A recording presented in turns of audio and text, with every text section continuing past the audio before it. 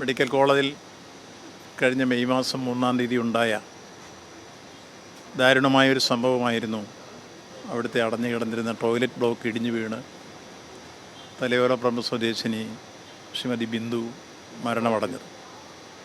വളരെ ദുഃഖകരമായ വേദനാജനകമായ ഒരു സംഭവമായിരുന്നു അത്.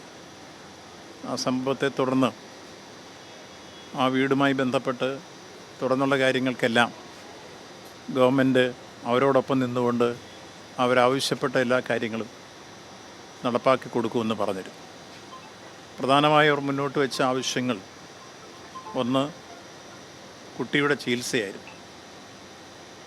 മോളുടെ ചികിത്സ സമയബന്ധിതമായി തന്നെ ഞങ്ങൾ ഇടപെട്ട് മെഡിക്കൽ കോളേജിൽ കൊണ്ടുവന്ന് വിദഗ്ധ ഡോക്ടർമാരുടെ സംഘം തന്നെ ഓപ്പറേഷൻ നടത്തി അതിൻ്റെ മുഴുവൻ ചെലവുകളും സംസ്ഥാന ഗവൺമെൻറ് വഹിച്ച് കുട്ടിയെ പൂർണ്ണ സുരക്ഷിതയാക്കി വീട്ടിലെത്തിച്ചു.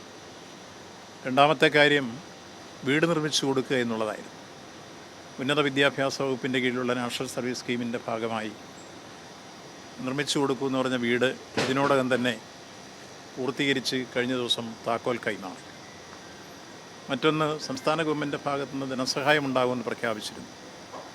10 ലക്ഷം രൂപയാണ് ഞങ്ങൾ ക്യാബിനറ്റ് തീരുമാനിച്ചത്. നേരത്തെ 50,000 രൂപ ഞങ്ങൾ ചടങ്ങിനുകൾക്ക് കൊടുത്തിരുന്നു. അങ്ങനെ 10 ലക്ഷം രൂപ സഹായധനമായി സമയബന്ധിതമായി കൈമാറി.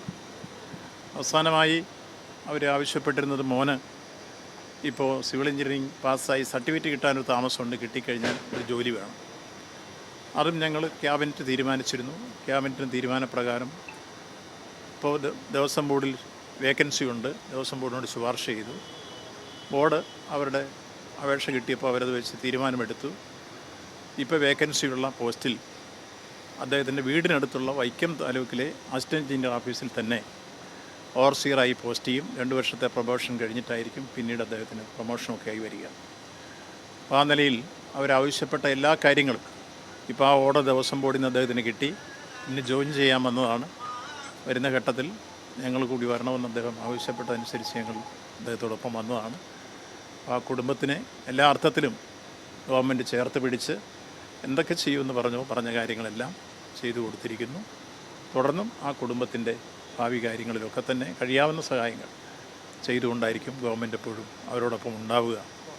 അപ്പോൾ അതിൻ്റെ ജോയിനിങ് പീരീഡ് കഴിഞ്ഞ് വൈക്കത്ത് എൻ്റെ വീടിൻ്റെ അടുത്ത് തന്നെ പോസ്റ്റിങ്ങും ഇപ്പോൾ ഇവിടുത്തെ എക്സിക്യൂട്ടീവ് എഞ്ചിനീയർ ഓർഡറാക്കി കൊടുത്തു കഴിഞ്ഞിരിക്കുന്നു. യെസ്.